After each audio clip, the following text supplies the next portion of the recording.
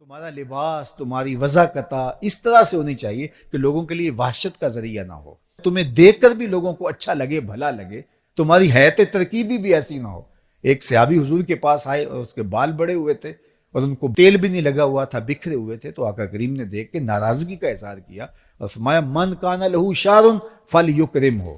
اگر تم میں سے کوئی بال رکھے تو پھر اس کے اوپر لازم ہے ان کو سنوار کے رکھے، اچھا لگے، بھلا دکھائی دے۔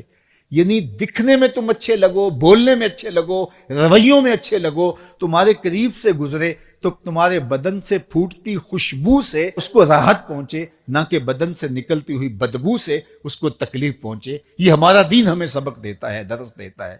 تو مجھے بتاؤ، جو دین اس قدر لطیف مزاج کا حامل ہے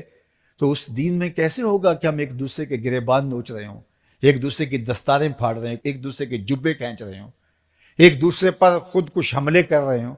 اور جو ہے وہ اپنے بدن پہ بام باندھ کر کے انسانوں کے انبوہ میں گھس کر کے بکھرتے ہوئے لاشوں پر جشن منا رہے ہوں، گالی گلوچ کا تصور ہم دین قرار دے دیں اور اس معاشرے کے اندر تلخیاں بھر دیں اور ایک دوسرے کے لیے نفرتوں کے الاؤ روشن کر دیں اور ماحول کے اندر غلاظت ہی غلاظت پھیل جائے۔ ہمارا دین نرم دین ہے، ہمارا دین محبتوں کا دین ہے۔ اللہ نے اپنے محبوب سے کہا لو کنت فظا غلیظ القلب لانفضوا من حولک، محبوب اگر آپ ترش مزاج ہوتے تو اتنے گرد جو آپ کے لوگ جمع ہوئے ہیں کبھی بھی جمع نہ ہو پاتے۔ یہ آپ کے خلق کی کرشمہ سازی ہے، یہ آپ کے بدن سے پھوٹتی ضیائیں اور محبتوں کی مہک ہے کہ اتنے لوگ پروانہ وار آپ کے گرد جمع ہو گئے ہیں۔ اس لیے اپنی زندگی کو خوبصورت بنائیں، اپنے وجود کو مؤثر بنائیں،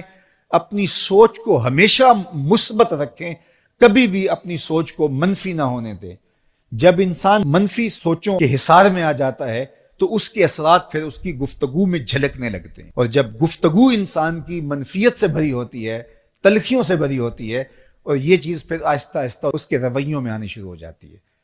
اور وہ رویے پھر آہستہ آہستہ اس کی عادت بن جاتے ہیں، اور وہ عادت اس کی شخصیت کا حصہ بن جاتی ہیں۔ اور کسی شخص کے بارے میں جب رائے دی جاتی ہے تو اس کی ان عادات کی وجہ سے اس کے بعد رائے قائم کی جاتی ہے۔ تو اس کا آغاز سوچ سے ہوتا ہے، تو اپنی سوچ کو مثبت رکھنا ہے، اپنی سوچ کو خوبصورت رکھنا ہے۔ لوگوں کے لیے آپ کا دل نرم، رقیق، محبت سے بھرا ہوا، مخلوق خدا کے لیے جو ہے وہ آپ کے دل کے اندر الفت اور پیار بھرا ہوا۔ ایک جنازہ گزرتا ہے